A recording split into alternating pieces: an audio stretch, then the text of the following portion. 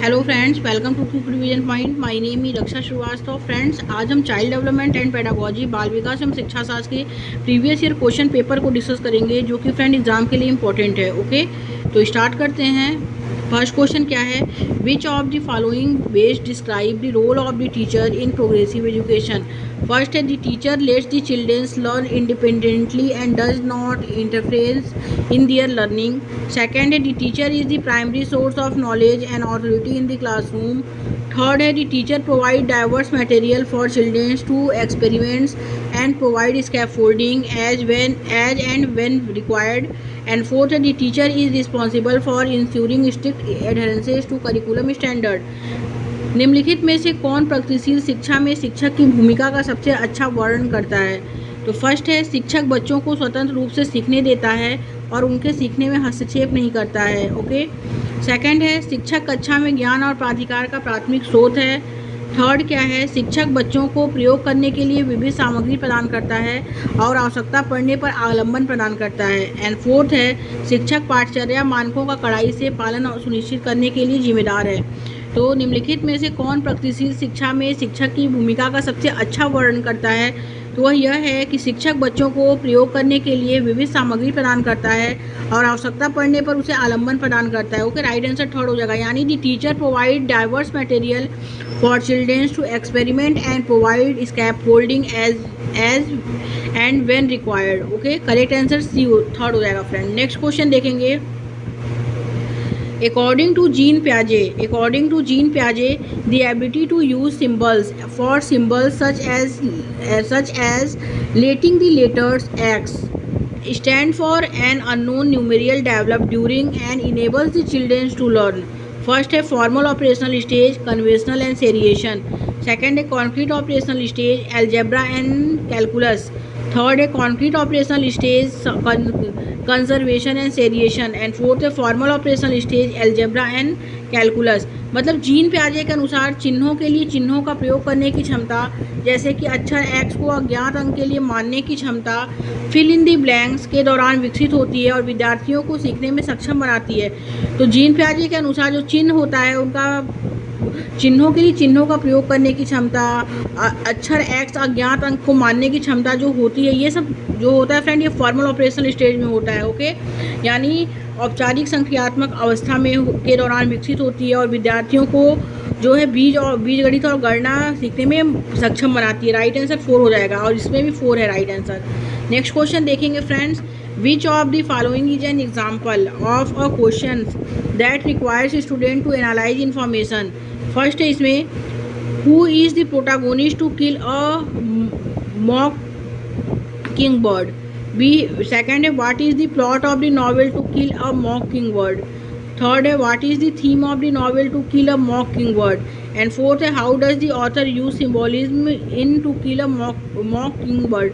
यानी निम्नलिखित में से कौन सा एक ऐसे प्रश्न का उदाहरण है जिसमें छात्रों को जानकारी का विश्लेषण करने की आवश्यकता होती है? तो जानकारी जो होती है फ्रेंड, जानकारी का विश्लेषण करने की जो आवश्यकता होती है, एक फर्स्ट है, टू किल अ मॉकिंग बर्ड का नायक कौन है?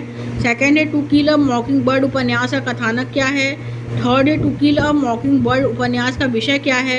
एंड फोर्थ है, To kill a Mockingbird में लेखक प्रतिवाद का उपयोग कैसे करते हैं? तो निम्नलिखित में से कौन सा एक ऐसे प्रश्न का उदाहरण है जिसमें छात्रों को जानकारी का विश्लेषण करने की आवश्यकता होती है? तो वो है To kill a Mockingbird में लेखक प्रतिवाद का उपयोग कैसे करते हैं। ओके, राइट आंसर 4 हो जाएगा फ्रेंड्स।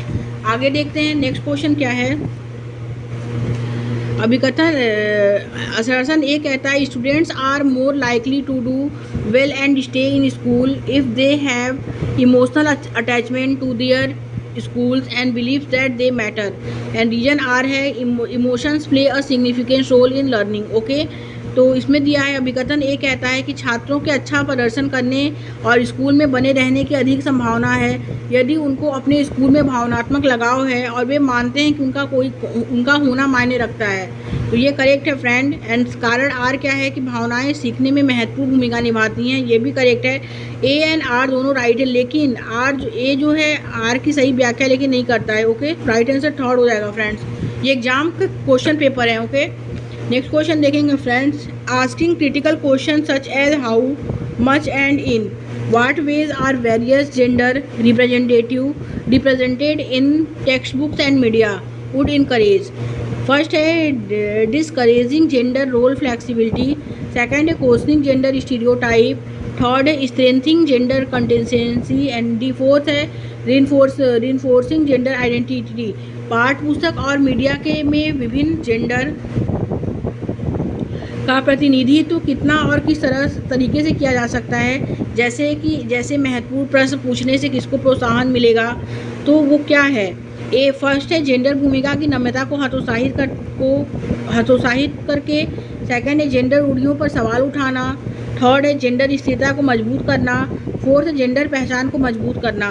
तो पाठ पुस्तकों और मीडिया में विभिन्न जेंडर का प्रतिनिधित्व कितना और किस तरीके से किया जाता है, जैसे कि महत्वपूर्ण प्रश्न पूछने से किसको प्रोत्साहन मिलेगा, तो वो है जेंडर रूढ़ियों का पर सवाल उठाना। ओके, राइट आंसर सेकंड हो जाएगा फ्रेंड्स। नेक्स्ट क्वेश्चन देखेंगे।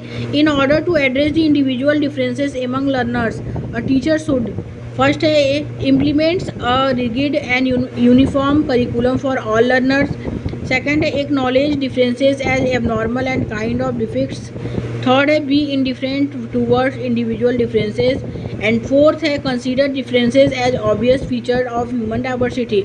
शिक्षार्थी के बीच व्यक्तिगत विभिन्नताओं को संबोधित करने के लिए एक शिक्षक को क्या करना चाहिए। फर्स्ट है सभी शिक्षार्थियों के लिए एक अनन्य और पाठ्यक्रम लागू करना चाहिए, सेकंड है मतभेदों को असमान और एक प्रकार की कमी के रूप में स्वीकार करना चाहिए, थर्ड है व्यक्तिगत भिन्नताओं को नज़रअंदाज करना चाहिए, एंड फोर्थ है भिन्नताओं को मानव विविधता की प्रत्यक्ष विशेषता के रूप में मानना चाहिए। तो शिक्षार्थियों के बीच व्यक्तिगत विभिन्नताओं को संबोधित करने के लिए एक शिक्षक को विभिन्नताओं को मानव विविधता की प्रत्यक्ष विशेषता के रूप में मानना चाहिए। ओके, राइट आंसर 4 हो जाएगा फ्रेंड। आगे देखते हैं नेक्स्ट क्वेश्चन क्या है। In a progressive classroom assessment is, first है normative, dynamic, objective and summative. तो एक प्रगतिशील कक्षा में आकलन जो होता है, फर्स्ट है मानक संदर्भित होता है, सेकंड है गतिशील होता है, थर्ड है वस्तुनिष्ठ होता है, एंड फोर्थ है योगात्मक होता है। प्रगतिशील कक्षा में जो आकलन होता है फ्रेंड वो गतिशील होता है। ओके, राइट आंसर सेकंड हो जाएगा। नेक्स्ट क्वेश्चन देखेंगे।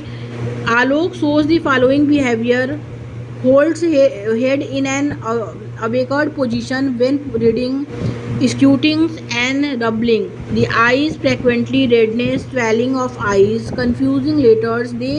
These can be symptoms of potential. First है communication disorder, second है visual problem, third है language comprehension problem, and fourth है autistic स्पेक्ट्रम डिसऑर्डर। मतलब आलोक निम्नलिखित व्यवहार दिखाता है।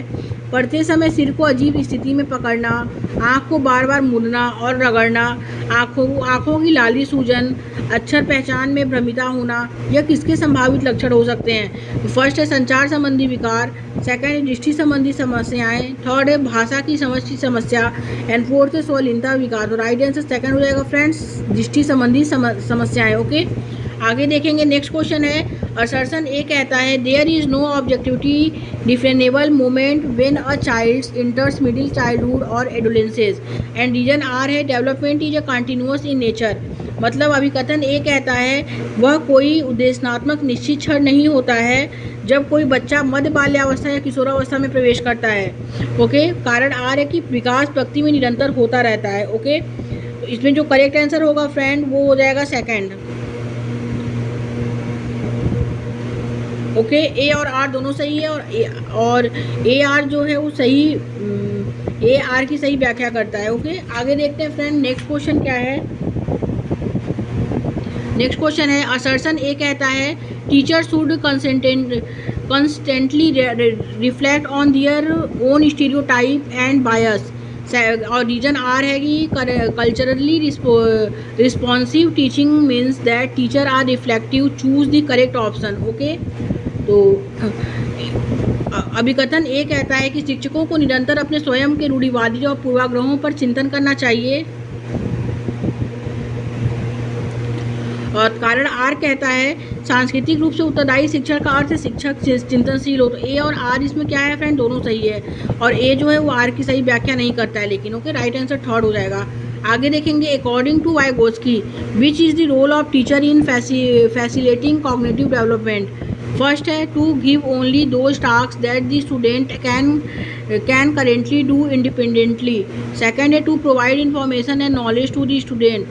Third है to guide and support the students learning through scaffolding. And fourth है to allow the student to learn completely independently. Vygotsky के अनुसार संज्ञानात्मक विकास को सुगम बनाने में शिक्षक की क्या भूमिका है? फर्स्ट है केवल उन्हीं कार्यों को देना जो विद्यार्थी वर्तमान में स्वतंत्र रूप से कर सकता है। सेकंड है छात्र को जानकारी और ज्ञान प्रदान करना। थर्ड है आलंबन के माध्यम से छात्र के सीखने का मार्गदर्शन और समर्थन करना। एंड फोर्थ है छात्र को पूरी तरह से स्वतंत्र रूप से सीखने की अनुमति देना। तो वाइगोस्की के अनुसार संज्ञानात्मक विकास को सुगम बनाने में शिक्षक की क्या भूमिका है? शिक्षक की भूमिका है कि आलंबन के माध्यम से छात्रों के सीखने का मार्गदर्शन और समर्थन करना। Okay, right answer is third हो जाएगा। आगे देखते हैं फ्रेंड्स, नेक्स्ट क्वेश्चन क्या है। A middle school teacher want to enable meaningful learning by helping students make connections between concept and real world application. Which of the following activity would be an appropriate pedagogical strategy? मतलब first है let's the student research on current issues in small groups and present their finding to the class. And second है let the student memorize terms and definitions. Third है let the student complete worksheet with multiple choice question. And fourth है let the student learn by the method of stimulus response conditioning. मतलब कि एक माध्यमिक school शिक्षक जो होता है छात्रों को संकल्पनाओं और वास्तविक दुनिया के अनुप्रयोगों के बीच संबंध बनाने में मदद करके जो है वो सार्थक सीखने को सक्षम बनाना चाहता है। निम्नलिखित में से कौन सी गतिविधि जो होती है फ्रेंड्स एक उपयुक्त शैक्षिक रणनीति होगी? तो फर्स्ट है इसमें छात्रों को छोटे समूहों में वर्तमान मुद्दे पर शोध करने दें और निष्कर्ष करने में प्रस्तुत करें। सेकंड है छात्रों को नियम और परिभाषाएं याद करने दें। थर्ड है विद्यार्थियों से बहुविकल्पी प्रश्नों वाली कार्यपत्रक पूरी करने को कहें। एंड फोर्थ है विद्यार्थियों को उद्दीपक प्रतिक्रिया अनुबंधन की विधि द्वारा सीखने को कहें। तो एक माध्यमिक स्कूल जो है शिक्षक छात्र को संकल्पनाओं और वास्तविक दुनिया के अनुप्रयोगों के बीच संबंध बनाने में मदद करके सार्थक सीखने को सक्षम बनाता है। तो निम्नलिखित में से कौन सी गतिविधि एक उपयुक्त शैक्षिक रणनीति होगी? तो वो है छात्रों को छोटे समूहों में वर्तमान मुद्दों पर शोध करने दें और अपने निष्कर्ष जो है कक्षा में प्रस्तुत करें। करेक्ट आंसर फर्स्ट हो जाएगा। आगे देखेंगे according to Lev Vygotsky childrens benefits from the experience of interacting with fill in the blanks while working fill in the blanks their zone of proximal development. First है friend the physical environment just outside. Second है more knowledgeable other within. Third है more knowledgeable others just outside. And fourth है the physical environment within. मतलब friends लेव Vygotsky के अनुसार बच्चे जो होते हैं वो फिल इन दी ब्लैंक्स के साथ अंतःक्रिया के अनुभव से लाभान्वित होते हैं और उन कार्यों को कर पाते हैं जो उनके समीपदूरामुख विकास के क्षेत्र के हैं। ओके, तो according to Lev Vygotsky childrens benefit from the experience of interesting with while working more knowledgeable others and while working is within their zone of proximal development. यानी लेव वाइगोस्की के अनुसार बच्चे जो होते हैं अधिक जानकार अन्य के साथ अंतःक्रिया के अनुभव से लाभान्वित होते हैं और उन कार्यों को कर पाते हैं जो उनके समीपता द्विमुख विकास के क्षेत्र के अंदर है। ओके, ना कि बाहर है, अंदर है। राइट आंसर सेकंड हो जाएगा। आगे देखते हैं friend dyslexia is a fill in the blanks condition which impact learner ability to. First है sensory coordinate body movement. Second है इमोशनल ड्रॉ पिक्चर्स। थर्ड है neurological link sound with symbols. And fourth है phonological socialise with peers. मतलब अपठन वैकल्प जो होता है dyslexia एक जो है तंत्र की न्यूरोलॉजिकल स्थिति है जो शिक्षार्थी की ध्वनियों को प्रतीक चिन्हों के साथ जो है जोड़ने की क्षमता को प्रभावित करती है। ओके, राइट आंसर थर्ड हो जाएगा फ्रेंड्स। आगे देखते हैं नेक्स्ट क्वेश्चन क्या है।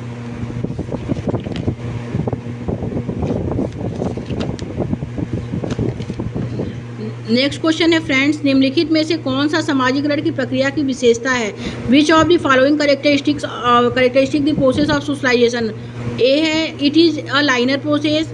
एंड बी है it is a complex process. C है it is a multi dimensional process. And D है it take place uniquely in different culture. तो निम्नलिखित में से कौन सामाजिकरण की प्रक्रिया की विशेषता है? तो यह एक रैखिक प्रक्रिया है, तो ये गलत है। सामाजिकरण जो है फ्रेंड वो यह एक जटिल प्रक्रिया है। ओके, और यह एक बहुआयामी प्रक्रिया है, यह विभिन्न संस्कृतियों के विशिष्ट रूप में होती है। तो B C D right answer हो जाएगा। तो करेक्ट आंसर 4 हो जाएगा। आगे देखते हैं फ्रेंड्स, नेक्स्ट क्वेश्चन क्या है। असर्शन ए कहता है in an inclusive classroom adaptation should be made in learning goals pedagogical strategy as well as assessment. And reason R है the philosophy of inclusion advocates elimination of all individual differences through pedagogical approach and assessment. Okay, यानी अभिकथन ए कहता है एक समावेशी कक्षा में सीखने के लक्ष्यों, शैक्षिक रणनीतियों के साथ साथ आकलन में अनुकूलन किया जाना चाहिए। ओके, तो ये क्या है फ्रेंड, ये सही है, लेकिन कारण आर जो है समावेशन का दर्शन शैक्षणिक दृष्टिकोण और मूल्यांकन के माध्यम से सभी व्यक्तिगत मतभेदों को समाप्त करने की जो है वकालत करता है। तो ये गलत है। ओके, तो ए सही है, आर गलत है। तो राइट आंसर 4 हो जाएगा फ्रेंड्स। आगे देखेंगे which of the following does not exemplify an inclusive classroom. First है इंकरेजिंग कम्पिटेटिव इथॉस, सेकेंड है incorporation of diverse perspectives, third है following reasonable accommodations and fourth offering differentiated instruction. यानी निम्नलिखित में से कौन एक समावेशी कक्षा का उदाहरण नहीं है। फर्स्ट है प्रतिस्पर्धी लोकाचार को प्रोत्साहित करना, सेकेंड है विविध दृष्टिकोण का समावेश, थर्ड है उचित समावेशन का पालन एंड फोर्थ है विभेदित निर्देश देना। तो निम्नलिखित में से कौन एक समावेशी कक्षा का उदाहरण नहीं है, वो है विविध दृष्टिकोण का समावेश। राइट आंसर सेकेंड हो जाएगा फ्रेंड। नेक्स्ट क्वेश्चन देखेंगे। असर्शन ए कहता है the less able a child is to do a task the more directions the teacher should give and as the child can do more and more the teacher should help less and less.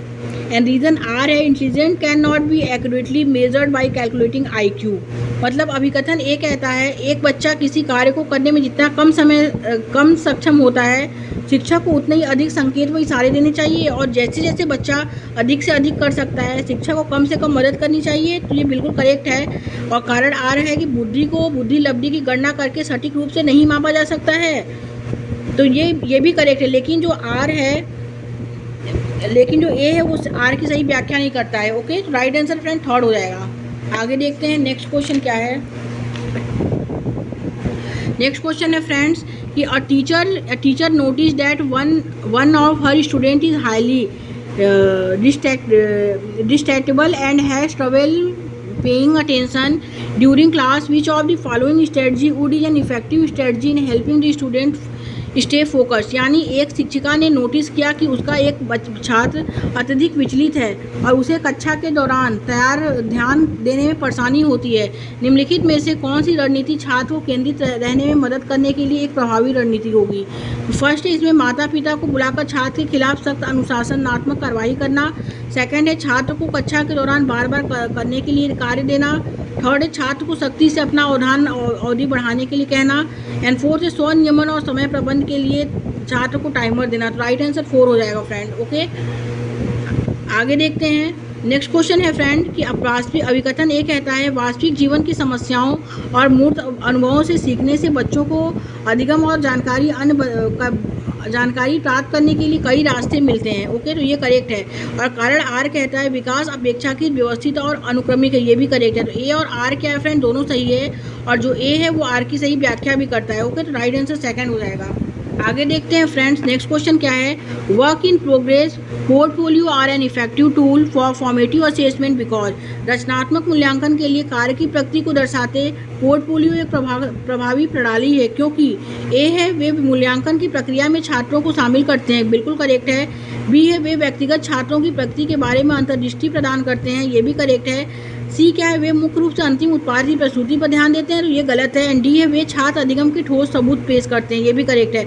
A B और D right answer हो जाएगा friend. तो correct answer 1st हो जाएगा। आगे देखते हैं। निम्नलिखित में से कौन सा संरचनावादी अधिगम सिद्धांत का मूल सिद्धांत है। फर्स्ट, अधिगम मुख्य रूप से एक निष्क्रिय प्रक्रिया है जिसमें सूचना प्राप्त करना और याद रखना शामिल है। सेकंड है शिक्षकों के छात्रों को प्रत्यक्ष निर्देश और स्पष्ट मार्गदर्शन प्रदान करना चाहिए। थर्ड है अधिगम तब होता है जब छात्रों को शिक्षकों से सही उत्तर और प्रतिपुष्टि मिलती है। एंड फोर्थ है छात्र अपने पर्यावरण के साथ सक्रिय संलग्नता के माध्यम से अपने ज्ञान का निर्माण करते हैं। तो करेक्ट आंसर 4 हो जाएगा फ्रेंड्स। ओके, कि कौन सा संरचनावादी अधिगम सिद्धांत का मूल सिद्धांत है, तो वो यह है कि छात्र अपने पर्यावरण के साथ सक्रिय संलग्नता के माध्यम से अपने ज्ञान का निर्माण करते हैं। ओके, राइट आंसर 4 हो जाएगा फ्रेंड्स। नेक्स्ट क्वेश्चन देखेंगे। नेक्स्ट क्वेश्चन क्या है कि कोहलबर्ग के नैतिक विकास के सिद्धांत की कैरल गिलिगन की आलोचना का केंद्रीय तर्क क्या है? ए फर्स्ट है स्कूल जाने वाले बच्चों के लिए अध्ययन के शैक्षिक निहितार्थ। सेकंड है देखभाल की नैतिक और नारीवादी दृष्टिकोण। थर्ड है बच्चों की नैतिक क्षमताओं को अधिक आंकना। एंड फोर्थ है बच्चों के अध्ययन में प्रायोगिक शोध प्रणाली का उपयोग। यानी the central argument of Carol Gilligan critique of Kohlberg theory of moral development is around. तो राइट आंसर इज हो जाएगा second, ethics of care and the feminist perspective, यानी देखभाल की नैतिकता और नारीवादी दृष्टिकोण। ओके, करेक्ट आंसर सेकंड हो जाएगा फ्रेंड्स। आगे देखते हैं नेक्स्ट क्वेश्चन क्या है। नेक्स्ट क्वेश्चन है friend, Sujata participate easily in the dance competition only because she is interested in winning in the first prize of cash. Sujata is first है इसमें फेलर अवॉइडिंग लर्नर, सेकंड है instinctively motivated, third है एक्सटेंसली motivated and fourth है mastery oriented learner. मतलब सुजाता नृत्य प्रतियोगिता में केवल इसलिए उत्सुकता से भाग लेती है क्योंकि वह नगद का प्रथम पुरस्कार जीतने के लिए रुचि रखती है। सुजाता क्या है? फर्स्ट है असफलता परिहार शिक्षार्थी है, सेकंड है आंतरिक रूप से प्रेरित है, थर्ड है बाहरी रूप से प्रेरित है एंड फोर्थ है महारत उन्मुखी शिक्षार्थी है। तो राइट आंसर जो होगा फ्रेंड्स में थर्ड हो जाएगा, बाहरी रूप से प्रेरित होती है। ओके, आगे देखते हैं नेक्स्ट क्वेश्चन क्या है। Which of the following process is essential in meaning making of the information received from an environment and store it's further it memory. First है रिट्राइवल, सेकंड है अटेंशन, थर्ड है DK and fourth है forgetting. निम्नलिखित में से कौन सी प्रक्रिया वातावरण से प्राप्त जानकारी के अर्थ निर्माण और इसे स्मृति में आगे संग्रहित करने के लिए जो है आवश्यक है? तो ए है पुनः प्राप्ति, सेकंड है ध्यान देना, थर्ड है क्षय होना एंड फोर्थ है भूलना। तो इसमें जो राइट आंसर होगा फ्रेंड वो हो जाएगा कि कौन सी प्रक्रिया वातावरण से प्राप्त जानकारी के अर्थ निर्माण और इसे स्मृति में आगे संग्रहित करने के लिए जो है आवश्यक है। तो वो है पुनरावृत्ति यानी retrieval. Okay, right answer first हो जाएगा। आगे देखते हैं, in which stage of Kohlberg moral development do children's reasoning revolves around ethics and law. तो कोहलबर्ग के नैतिक विकास की किस अवस्था में बच्चों का तर्क कानून की नैतिकता के इर्द गिर्द ही घूमता है? तो फर्स्ट है स्वायत्त नैतिकता, सेकंड है पूर्व पारंपरिक नैतिकता, थर्ड है पारंपरिक नैतिकता, फोर्थ है विषम नैतिकता। राइट आंसर ही थर्ड हो जाएगा, पारंपरिक नैतिकता। नेक्स्ट एंड लास्ट क्वेश्चन देखेंगे friends, an elementary school teacher can strongly influence student development of academic self concept by. First है keeping very low expectation from spiral students, second है keeping very low expectations from all student, third है punishing autonomy and initiative in student, fourth rewarding autonomy and initiative in student. यानी एक प्रारंभिक विद्यालय का शिक्षक छात्र के शैक्षिक आत्मसंप्रत्यय के विकास को दृढ़ता से प्रस्तुत कर सकता है। फर्स्ट है विशेष छात्रों से बहुत कम उम्मीद रखना, सेकंड है सभी विद्यार्थियों से बहुत कम अपेक्षाएं रखना, थर्ड है छात्रों में स्वायत्तता और पहल को दंडित करना, फोर्थ है छात्रों में स्वायत्तता और पहल को पुरस्कृत करना। तो छात्रों में स्वायत्तता और पहल को पुरस्कृत करना। ओके, करेक्ट आंसर 4 हो जाएगा फ्रेंड्स। Thank you friends.